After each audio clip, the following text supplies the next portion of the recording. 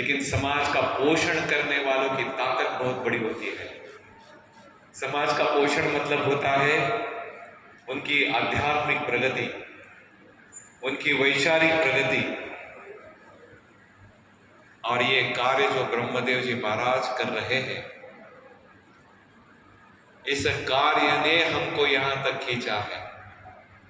तो हमने अगर 10 घंटे का प्रवास करके यहां तक आए हैं और महाराज को सम्मानित कर रहे हैं, तो ये कोई बड़ा कार्य नहीं है हमारे लिए, तो कृतज्ञता होने की भावना है।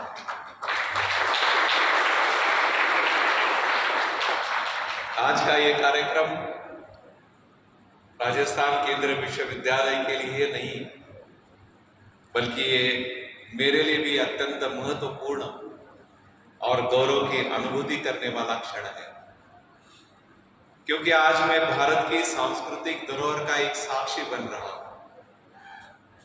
जो कि संत और सत्संग की नींव पर वटवृक्ष की भांति जीवनदायिनी ज्ञान की पूंजी को संजोए हुए है। आज मैं उस अमृत धारा को यहाँ पूज्य स्वामी ब्रह्मदेव जी महाराज के आश्रम में आकर महसूस कर रहा हूं। ये मेरे शब्द नहीं है, जो कुछ मैंने लिखा था और यहाँ आके उसका अनुभव किया हो, तो सचमुच ये मेरे मन की एक अंदर की भावना में आज आपके सामने प्रकट कर रहा हूं। स्वामी जी आपके द्वारा किए गए अनेक अग्रणी सामाजिक कार्यों को और उनके योगदानों की परिणति न सिर्फ हम सब ने देखी है, बल्कि आपके द्वारा देखे गए सामाजिक उत्थान के सपनों को भी हम पूरा होते हुए देख रहे हैं। इसलिए मैंने कहा कि यहाँ आकर स्वामी जी का ये सम्मान नहीं है, तो राजस्थान केंद्रीय विश्वविद्यालय का सम्मान है कि जो आपने हमारा सम्मान स्वीकार किया। आज मैं राजस्थान केंद्रीय विश्वविद्यालय के कुलपति के तौर पर नहीं, बल्कि कुटुंब के अभिभावक के तौर पर यहाँ आया, जहाँ भारत भर से हजारों छात्र छात्राएं आकर अपनी शिक्षा ग्रहण करते हैं। मैं उस परिवार के प्रतिनिधि के नाते आपके द्वारा किए गए सामाजिक उत्थान और परिवार के कार्यक्रम के लिए आपकी कृतज्ञता व्यक्त करने यहाँ आया। राजस्थान केंद्रीय विश्वविद्यालय के 18वें स्थापना दिन पर उसके उपलक्ष्य में मैं आपकी अद्वितीय उपलब्धियों का सम्मान और आदर करते हुए मैं आज यहाँ आपको सम्मानित करने आया हूँ।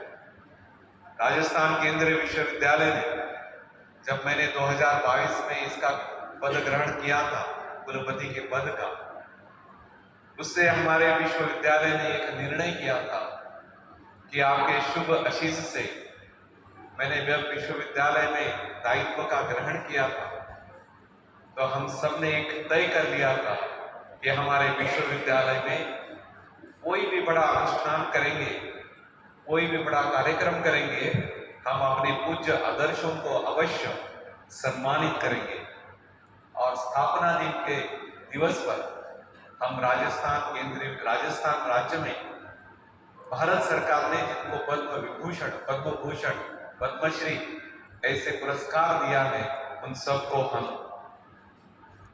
जीवन साधना गौरव से पुरस्कार करते हैं। इसलिए हम हर वर्ष अपने स्थापना दिवस के शुभ अवसर पर राजस्थान के पद्म सम्मान के सम्मानित विभूतियों को उनके अभूतपूर्व योगदान के लिए सम्मानित करते हैं। पूज्य स्वामी जी एक विश्वविद्यालय के संरक्षक होने के नाते मैं ये गर्व से कहता हूं कि हम आपके कार्यों और योगदान के लिए हृदय की गहराई से कृतज्ञ हैं। स्वामी जी, इस वर्ष के स्थापना दिवस के शुभ अवसर पर हम अपने जीवन साधना गौरव पुरस्कार के माध्यम से उन महान विभूतियों को सम्मान किया है जिन्होंने अपने जीवन को समाज की सेवा के लिए समर्पित किया है।